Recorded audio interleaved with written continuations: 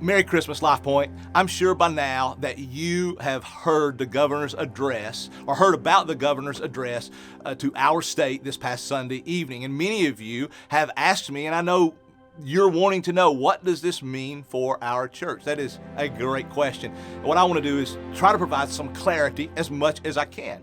As you well know by now, that the spike in Tennessee is leading the nation, to be quite honest.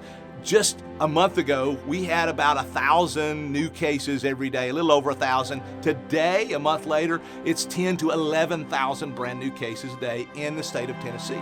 And so our governor made an address on Sunday and made an appeal to try to get our state healthy. And we got together as a senior team, our executive team talk. I've been on the phone talking with pastors, texting with pastors all over Middle Tennessee. And even today, I had a Zoom meeting with other pastors and the governor himself today for clarifying questions about what we can do to help. And here's what I want to sum up what our governor asked today.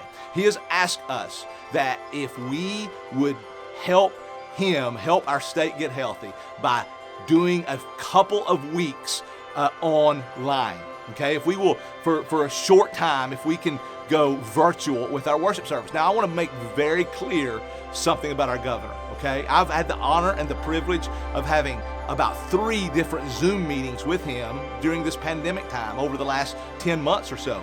Here's what I know about our governor. He loves Jesus, and he loves the church, and he makes no bones about it. Okay, the last thing he wants to do is for churches not to meet. That's not what he wants. As a matter of fact, he told us today, I'm not telling you that you can't meet. As a matter of fact, I believe in religious freedom, and I believe in the First Amendment, this thing called the Constitution. So I'm not telling you you can't meet. I'm just asking you if you will help us help our state get healthy, basically. And here's why. I want to be very clear about why he's asking us. He's not asking us to do it because churches are what's spreading this. As a matter of fact, we know they're not. And most churches have been meeting since June. We began to regather. We were online for a while. We began to regather in June. Since then, here's what we know. There's not been any exponential spikes because churches have been meeting, okay? So he's not saying it's churches. Here's what we know. It happened because of smaller friends and family gatherings on Thanksgiving. You know, I got together with my family and my friends at Thanksgiving. I bet you did too. And what happens, you let your guard down. You know everybody that's there. You're probably not wearing masks. You're in each other's space for hours.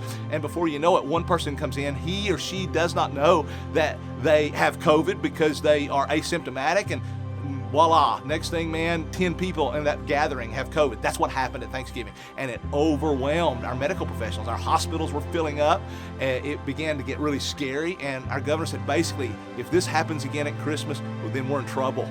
We're in trouble. And so what I'm asking you to do is not because the churches are spreading it, but because of these family gatherings. Will you help us to mitigate the consequences of this by giving us a couple of weeks? And so we began to meet as a senior team, and we began to pray through, and we began to think about what can we do, because we're commanded by the Lord to meet together, and online will suffice for a short time, but it does not substitute, folks, okay?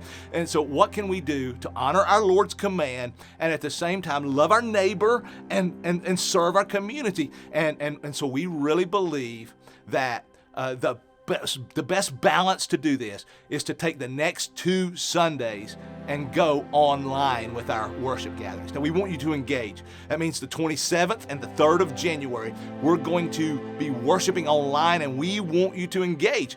We want you to worship. We want you to give. We want you to lean in. Don't lay back again, okay? Lean in. Join with us during this time, just for 2 weeks. On January 10th, we are coming back together.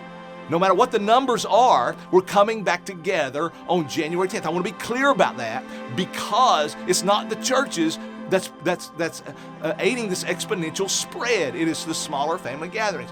And we want to give you the space to do that. As I said, I'm going to do it with my family, and you're probably going to do it with your family. We want to give you the space to do that, and it will give us a couple of weeks to mitigate those consequences that could come out of that.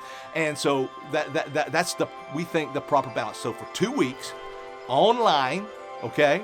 To only 2 weeks. This is not indefinite like March. That was a different story. This is not indefinite. We're not going to be closing down all the time. We're not going to be going online all the time, all that kind of stuff. This is for 2 weeks. I just want to be very clear. I can't say it enough, okay? And then let me tell you what that means about our Christmas Eve, okay? We're going to go online for Christmas Eve. Our Christmas Eve services this year will be online at our times that we have scheduled. But we know it's a very special time for you. We know that is a special service. It's nostalgic, man. It is tradition, and we want some tradition right now. I want some joy. I want some Christmas cheer. So we're still going to have one service, okay? We're going to have one service at 4:30, and it's going to be at each campus locally, and it's going to be outside.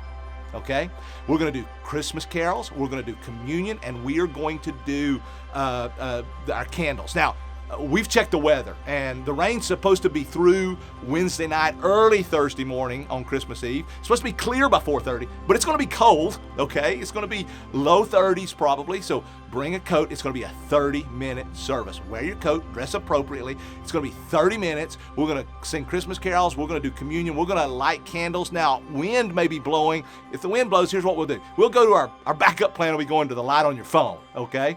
And so you might want to bring a flashlight for your kids because it'll be dark. We want to do the candle thing. We want to make it special. This will be a special Christmas Eve communion because it'll be one like we've never done before. We'll always remember it. We'll always talk about it, all right?